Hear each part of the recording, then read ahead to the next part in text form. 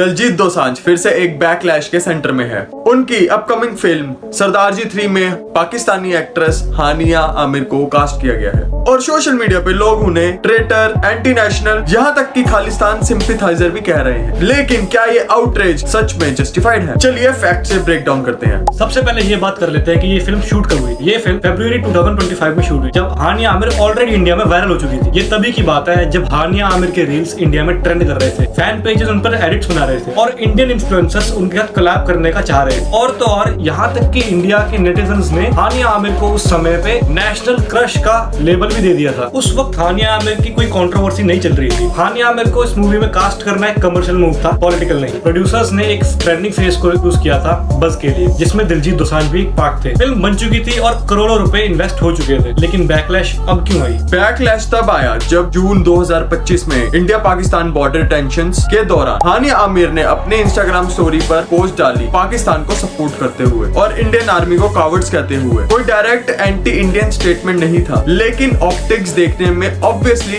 ठीक नहीं लग रहे थे और तभी से नैरेटिव शिफ्ट हो गया। दिलजीत ने पाकिस्तानी एक्ट्रेस हानिया आमिर के साथ काम करके देश के खिलाफ जाने की हिम्मत कैसे की? तो नहीं खुश ना जी, ਉਹ ਤੁਹਾਡੇ ਤੋਂ ਖੁਸ਼ ਨਹੀਂ ਹੋਣੇ, ਤੁਸੀਂ ਜਿੰਨਾ ਮਰਜ਼ੀ ਜ਼ੋਰ ਲਾਓ। ਫਿਰ ਮੈਂ ਕਿਹਾ ਹੁਣ ਇਹਨਾਂ ਦੀ ਐਸੀ ਦੀ ਤੈਸੀ, ਜਿਹਨੇ ਜੋ ਬੁਰਾ ਕਹਿਣਾ ਕਈ ਤੁਰ ਜਾਓ, सारे लादे साडे अहीं जो करना करके। प्रॉब्लम ये है फिल्म के रिएक्शंस उस बेसिस पे आ रहे हैं जो स्टोरी के बाद हुआ। तो फरवरी में लिए गए कास्टिंग डिसीजन का जजमेंट जून के आउटरीच से हो रहा है। चलो बैकलैश मिलना तो एक बात है, लेकिन सबसे बड़ा कॉन्ट्रडिक्शन ये है कि ये वही ऑडियंस है जो आतिफ असलम के गानों पे शादियों में डांस करती है, नुसरत फतेह अली खान की गजल सुनती है, जो कोक स्टूडियो पाकिस्तान के ट्रैक्स पे इंस्टाग्राम रील्स बनाती है और कुछ हफ्ते पहले तक नेशनल क्रश तक कह रही थी। ये वही ऑडियंस है। मतलब जब वो एंटरटेनमेंट आपके लिए हो, आप उसको कल्चरल एक्सचेंज बोलते हो, लेकिन जब एक पंजाबी सिख एक्टर के साथ प्रोफेशनली काम करे तो सडनली वो एंटी नेशनल हो जाता है। मेरे दोस्तों, ये पैट्रियोटिज्म नहीं है, ये एल्गोरिदम फेड आउटरीच और हाइपोक्रेसी है। लेकिन हाइपोक्रेसी की हद तो तब हुई जब और काफी इंडियन आर्टिस्ट ने दिलजीत के सामने आउटरीच दिखाया। मीका सिंह ने दिलजीत दोसांझ को फेक आर्टिस्ट बोला और उनकी देशभक्ति पे सवाल उठाया।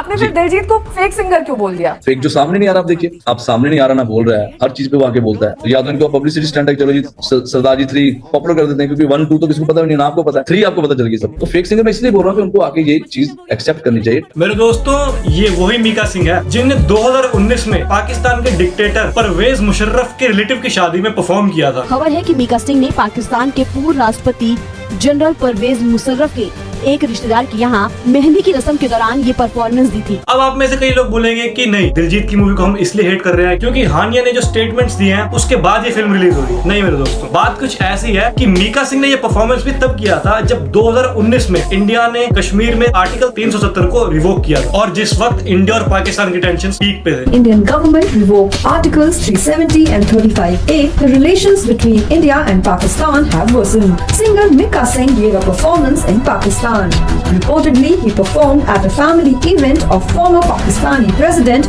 Pervez Musharraf's relatives. और मजे की बात तो ये है कि जब मीका सिंह के सामने ये सवाल उठाए गए कि आपने पाकिस्तान में जाके ऐसा परफॉर्म क्यों किया, तो मीका सिंह ने कुछ ये बोला। जब ऐसा एक्चुअली था कि मुझे देश के वासियों को, मेरे फैंस को या फेडरेशन को हर्ट करना, तो फिर मैंने इनको फोन करा कि मैं आया हूँ, मैं स्पेशली आया हूँ। एंड अगेन अगर मेरे से कोई गलती होगी, बाय मिस्टेक, मैं अगेन क्षमा मांगता हूँ फेडरेशन से भी और पूरे मेरे फैंस से भी, मीडिया से भी। जिस सब के बाद AICWA ने मीका सिंह को अनपेट्रियोटिक डिक्लेयर करके बॉयकॉट कर दिया था। मीका सिंह ने पाकिस्तान में जाकर परफॉर्म किया, माफी मांगी और बैन फेस किया और उसके बाद वो दूसरे आर्टिस्ट की देशभक्ति पे सवाल उठा रहा है। Doesn't make sense to me. Facts speak louder than drama. तो इसका तो कंक्लूजन यही है कि मीका सिंह सिर्फ रेलेवेंट होने चाह रहे थे, क्योंकि दिलजीत जैसा एक बड़ा आर्टिस्ट जो बहुत रेलेवेंट रहता है, कि दिलजीत से कंट्रोवर्सी करके उसे भी कुछ रेलेवेंस मिल जाए। और ये सिर्फ एक फिल्म का इशू नहीं है, it's a part of a larger social media trend जहाँ पे सिख आइडेंटिटी को इजीली लेबल कर दिया जाता है, कभी खालिस्तानी तो कभी एंटी नेशनल, एक्सट्रीमिस्ट, और ये बिना किसी क्रेडिबल प्रूफ के। जब पंजाब 95 जैसे फिल्म्स बनाए जाते हैं जो real life human rights abuse पे बेस्ड होती है, CBFC उन्हें रोक देता है। लेकिन द कश्मीर फाइल जैसी एजेंडा ड्रिवन फिल्म्स को टैक्स फ्री और नेशनल सिनेमा घोषित कर दिया जाता है। तो जब अनकंफर्टेबल ट्रुथ सिख कम्युनिटी से लिंक्ड हो,